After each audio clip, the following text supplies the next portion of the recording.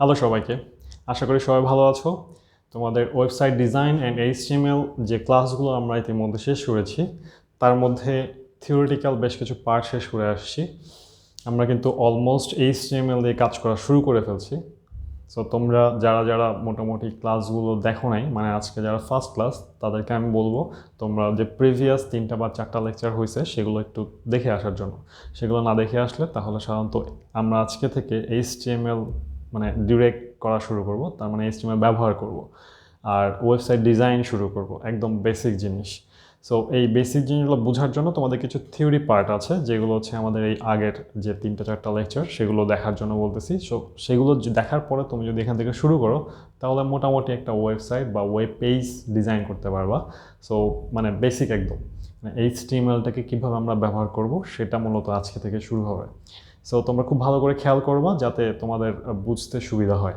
আর এই লেকচারগুলোর পাশাপাশি তোমরা বইটাকে একটু ফলো করবা, তাহলে আশা করি তোমাদের মধ্যে কোনো ধরনের কনফিউশন থাকবে না, তোমরা পরীক্ষাতে ভালো করতে পারবা। তো আমাদের উদ্দেশ্যই হচ্ছে তোমরা যাতে খুব সহজেই এই ভিডিওগুলোর মাধ্যমে মোটামুটি সিলেবাসটা শেষ করতে পারো, এটাই হচ্ছে মূলত আমাদের উদ্দেশ্য। তো এইচটিএমএল শুরু করার বিষয়ের মধ্যে এইচটিএমএল দিয়ে যখন আমরা ওয়েব পেজগুলো ডিজাইন করতে যাব, তখন কিন্তু তোমরা এই ধরনের বেশ কিছু ড্র বা ডায়াগ্রাম দেখবা, যেহেতু আমরা বোর্ডে করাচ্ছি। তো এগুলো সাধারণত আমরা এভাবে এঁকেই দেখাবো। আর যখন লাইভ করবা তখন কিন্তু পিসিতে তোমরা এইচটিএমএল ডিজাইন করতে পারবা। সো একদম সেম বলতে গেলে, তোমরা নিজেরা অবশ্যই বাসায় প্র্যাকটিস করবা। সো কোনো কনফিউশন হলে আমার সাথে যোগাযোগ করতে পারো, আমি তোমাকে বেসিক জিনিসটা দেখা দেওয়ার চেষ্টা করবো। আমাদের ল্যাব ক্লাসগুলো যেভাবে হয় সেভাবে তোমাকে দেখানোর চেষ্টা করবো। সো আমরা যেটা বলতেছিলাম সেটা হচ্ছে যে এইচটিএমএল যখন ব্যবহার করব ওয়েবসাইট আমরা বা ওয়েব পেজ ডিজাইন করব, সেখানের মধ্যে 3টা জিনিস থাকে।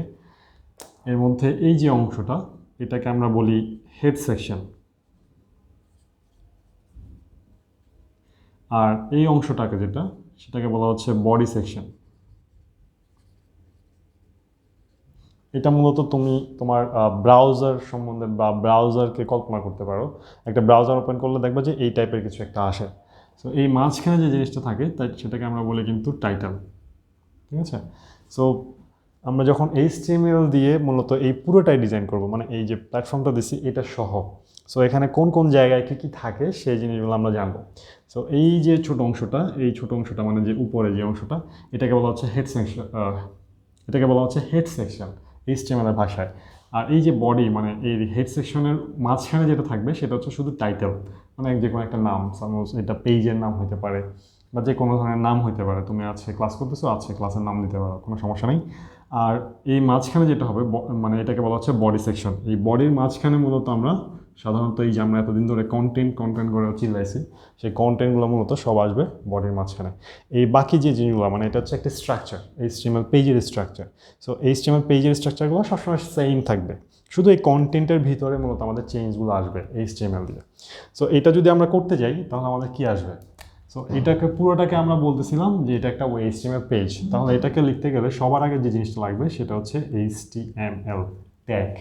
তো এইচটিএমএল ট্যাগটা হচ্ছে আমাদের এইচটিএমএল করার জন্য, মানে এই পেজটা ড্র করার জন্য প্রথম ট্যাগ। এবং এটা যেহেতু আমাদের প্রথম, সে মানে এটাকে বলা হচ্ছে ওপেনিং ট্যাগ। আর আমরা মানে গত ক্লাসে বলছিলাম যে কোনো ট্যাগ শুরু করলে সেটাকে অবশ্যই কী করতে হবে, শেষ করতে হবে। তার মানে যেটা সবার শুরুতে শুরু হবে সেটা সবার শেষে শেষ হবে। ঠিক আছে? কারণ এটা পুরোটা একটা এইচটিএমএল পেজ হবে, তার মানে এটা পুরো জিনিসগুলো মাঝখানে যা যা আসবে সব এইচটিএমএল এর মাঝখানে আসবে। তাহলে এই এইচটিএমএল পেজ যেহেতু এটা, তার মানে এইচটিএমএল শুরু হবে, এইচটিএমএল শেষ হবে, মূলত এখান থেকে এইচটিএমএল এর শুরু। তো এইচটিএমএল মাঝখানে কি বললাম, এটাকে হেড সেকশন, তার মানে এখানে হবে হেড। তাহলে হেড ট্যাগ, এই হেড ট্যাগের মাঝখানে আছে টাইটেল। সো টাইটেলটা তুমি চাইলে এখানেও দিতে পারো, চাইলে তুমি নিচেও দিতে পারো, কোনো সমস্যা নেই। এখন এই টাইটেল অংশ বললাম এটা, এখন এখানে যে নামটা থাকবে সেই নামটা তুমি এখানে লিখবা। তারপর টাইটেল যেহেতু শুরু করছি, তার মানে টাইটেলটা আমরা শেষ করব। আমি এটা একটু মুছে দিচ্ছি।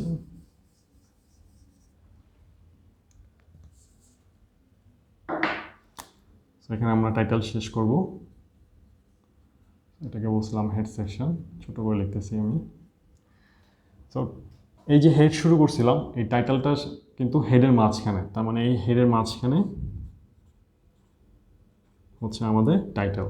তাহলে এই হেডটা এখানে শুরু হয়েছে, এখানে শেষ হয়েছে। তোমরা কিন্তু এই দাগটা দিও না, আমি জাস্ট বোঝানোর জন্য যে কোন ট্যাগটা কোন জায়গায় শুরু হয়েছে আর কোথায় শেষ হয়েছে সেটা বোঝানোর জন্য আমি এটা দিছি। সো এই হেডের মাঝখানে হচ্ছে টাইটেল অংশটা, আর এখানে যদি টাইটেলের জায়গায় কোনো ধরনের নাম আসে সেক্ষেত্রে আমরা এখানে দিব।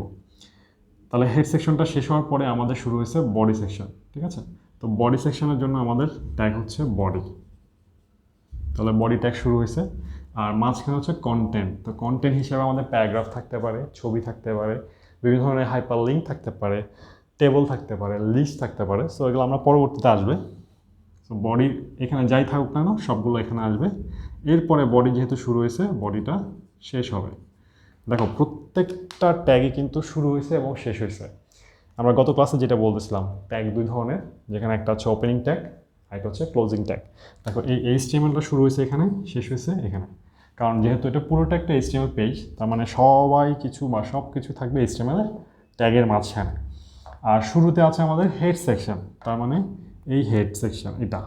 তো হেডের মাঝখানে হচ্ছে টাইটেল, তাহলে টাইটেল ট্যাগটা মাঝখানে লেখাটা হচ্ছে তুমি এখানে যা লিখবা সেখানে তাই লিখবা, তারপরে টাইটেল অংশটা শেষ হবে। এই হেড সেকশনের কাজ শেষ হয়ে যাওয়ার পরে শুরু হয় আমাদের বডি সেকশন। এটা পুরোটা বডি সেকশন, তার মানে বডি শুরু হবে, বডি শেষ হবে, আর এই কন্টেন্ট হিসেবে যাই আসুক না কেন সেটা আমাদের মাঝখানে হবে, ঠিক আছে? সো এইটা হচ্ছে আমাদের একদম HTML পেজ ডিজাইন করার জন্য বেসিক একটা পেজ। তার মানে তুমি যত ধরনের ওয়েব পেজ ডিজাইন করো না কেন সেখানে এই স্টাইলগুলো বা এই অপশনগুলো থাকবেই। চেঞ্জেসগুলো আসবে, যেমন এখানে টাইটেলের নাম চেঞ্জ আসবে, আমরা নেক্সট ক্লাসে দেখব। সো তখন সেক্ষেত্রে এখানে চেঞ্জ আসবে, মানে টাইটেলের নাম যেটা আসবে সেটা এখানে বসাবো। কন্টেন্টগুলো যা আসবে সেগুলো এই বডির মাঝখানে বসাবো। আর বাকি সব, মানে এটা হচ্ছে স্ট্রাকচার বলা যায়, একটা ওয়েব পেজ ডিজাইন করার স্ট্রাকচার এটা। এই ফরম্যাটটা সব জায়গায় একই থাকবে, আর যত ধরনের চেঞ্জ আসবে টাইটেলের নাম এবং আমাদের কন্টেন্ট, এই কন্টেন্টের যা থাকবে আমরা এখানে তাই ইউজ করব।